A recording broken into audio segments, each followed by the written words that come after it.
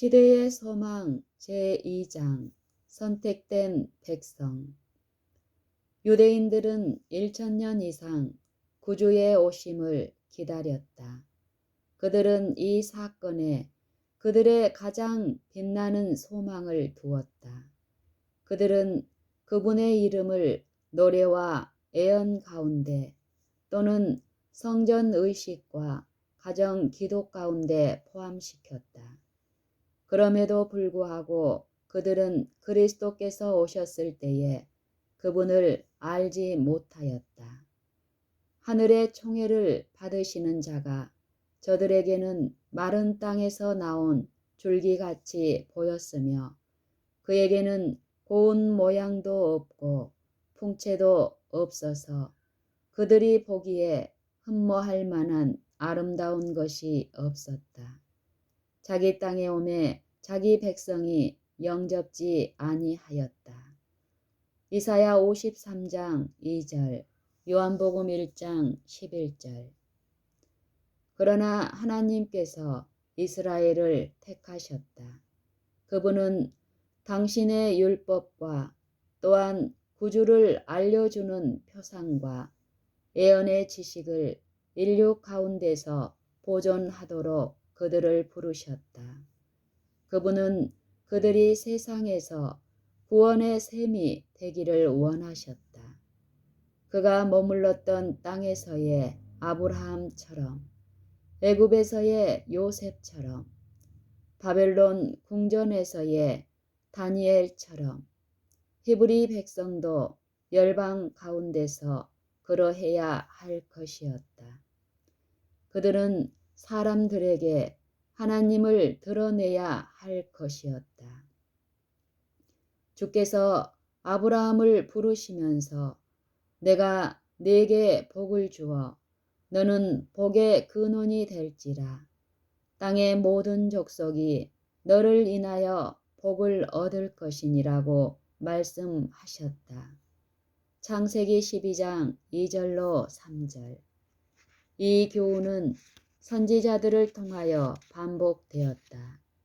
이스라엘이 비록 전쟁과 사로잡힘으로 인하여 황폐해진 이후에도 야곱의 남은 자는 많은 백성 중에 있으리니 그들은 여호와께로서 내리는 이슬 같고 풀 위에 내리는 단비 같아서 사람을 기다리지 아니하며 인생을 기다리지 아니할 것이라는 약속은 그들의 것이었다. 미가서 5장 7절. 예루살렘의 성전에 관하여 주께서는 이사야를 통하여 내 집은 만민의 기도하는 집이라 일컬음이 될 것임이라고 선언하셨다. 이사야 56절, 56장 7절. 그러나 이스라엘 백성은 세속적 위대함에 그들의 소망을 고착시켰다.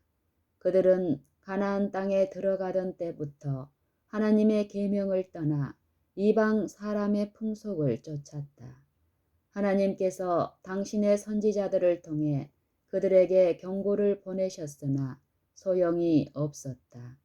그들은 이방의 압제로 징계를 받았으나 그것도 무익하였다.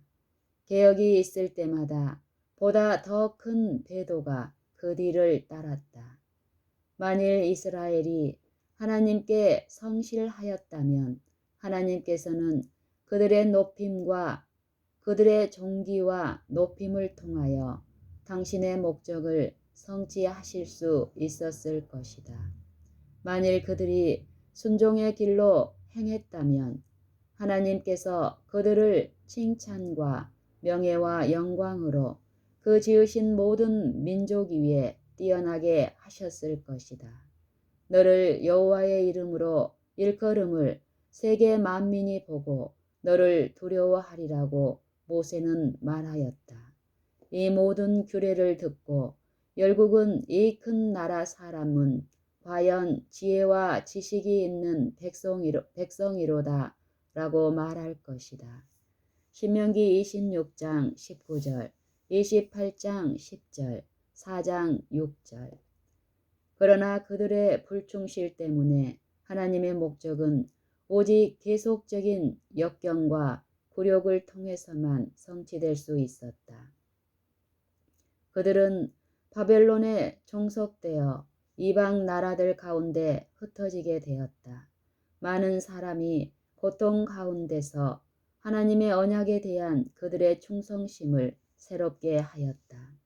그들이 버드나무 위에 수금을 걸어놓고 황폐해진 성전을 생각하며 슬퍼할 때에 진리의 빛이 그들을 통하여 비쳐나가고 하나님을 아는 지식이 열방에 퍼지게 되었다.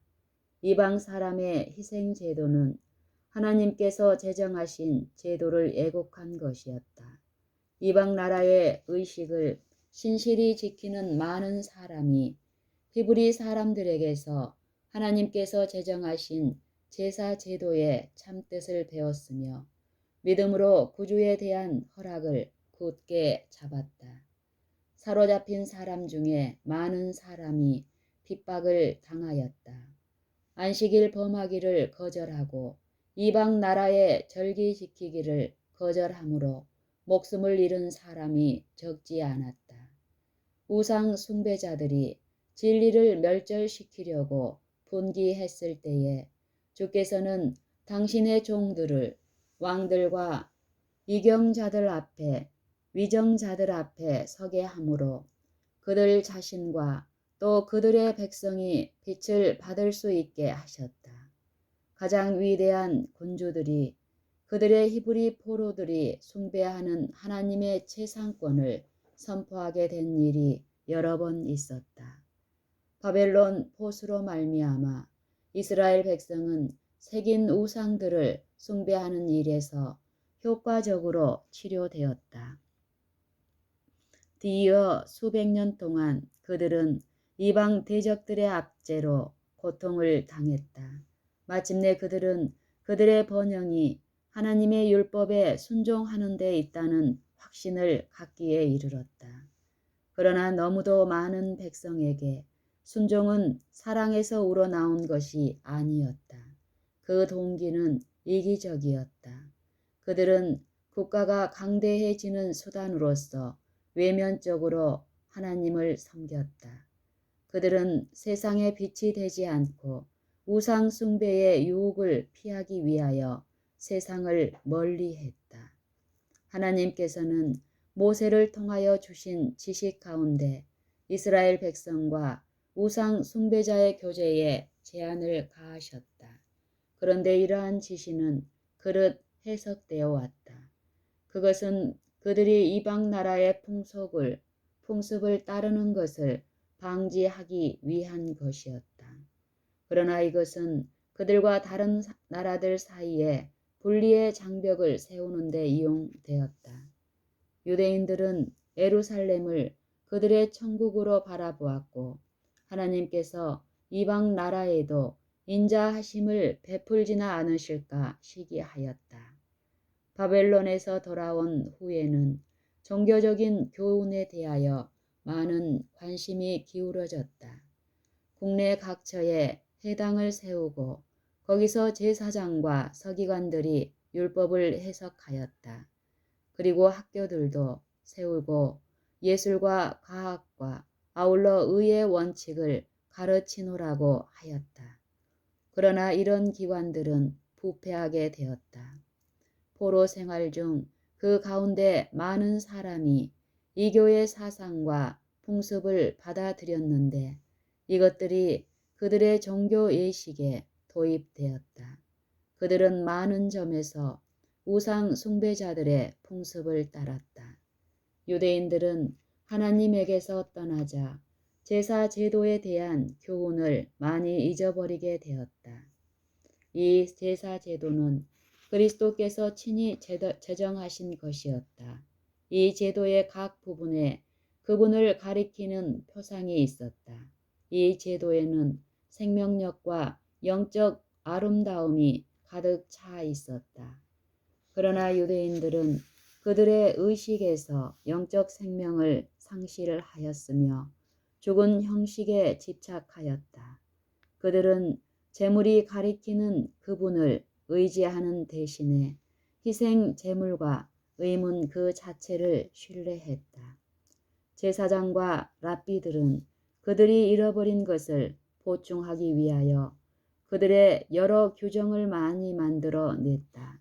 이 규정들이 엄격해질수록 하나님에 대한 사랑은 더욱 적게 나타났다.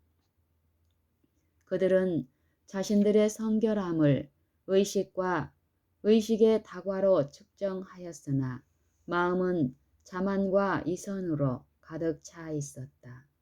그들의 이러한 까다롭고 짐이 되는 규례들과 함께 율법을 지키는 것은 불가능하였다.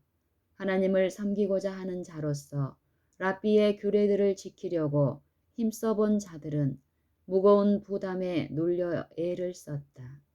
그들은 번민하는 양심의 가책으로부터 벗어날 수 없었다. 이리하여 사단은 백성을 낙담하게 하고 하나님의 품성에 대한 그들의 관념을 저하시켜 이스라엘 백성의 믿음을 멸시받게 하려고 힘썼다. 사단은 그가 하늘에서 반역하였을 때에 제시했던 주장, 곧 하나님의 요구 사항들은 부당하며 지킬 수 없다는 주장을 입증하기를 원했다. 그는 이스라엘까지도 율법을 지키지 않았다고 선언하였다. 메시아의 강림을 갈망하기는 하였지만 유대인들은 메시아의 사명에 대하여 참된 개념을 갖지 못하였다. 그들은 죄로부터의 구속이 아니라 로마로부터의 해방을 얻으려고 애썼다.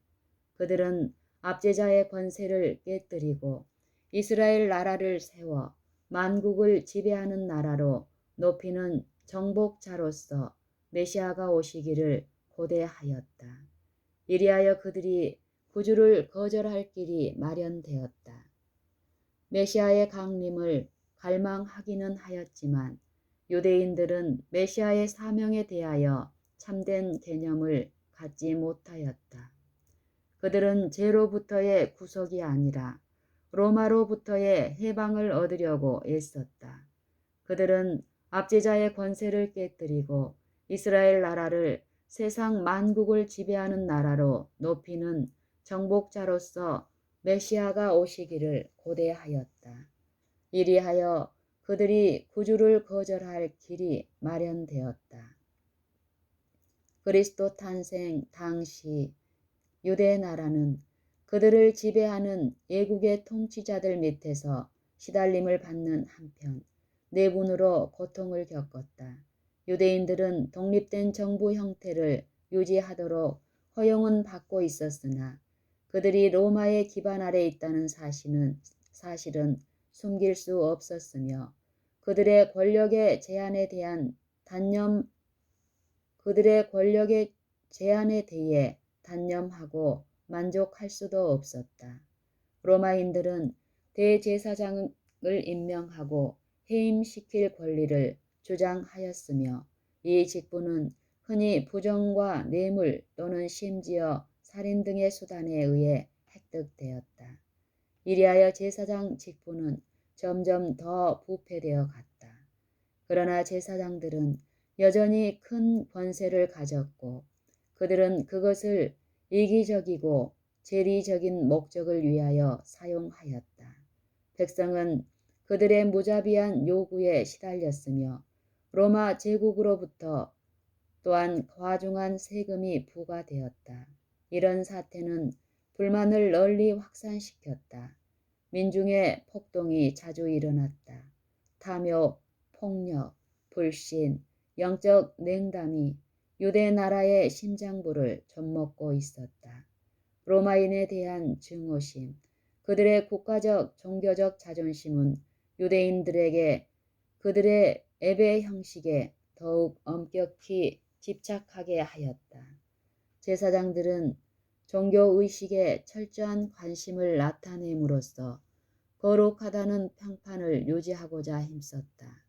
흑암과 압제 속에 있는 백성과 권세를 잡으려고 갈급하는 관원들은 그들의 원수를 정복하고 이스라엘 나라를 회복시킬 자가 오시기를 갈망하였다. 그들은 예언들을 연구하였으나 영적 통찰력이 없었다. 이리하여 그들은 그리스도의 초림의 굴욕을 가리키는 성경 구절들을 간과하였으며 그분의 재림의 영광을 언급하는 성경 구절을 잘못 적용하였다. 교만이 그들의 통찰력을 흐리게 하였다. 그들은 예언을 그들의 이기적 욕망에 일치되게 해석하였다.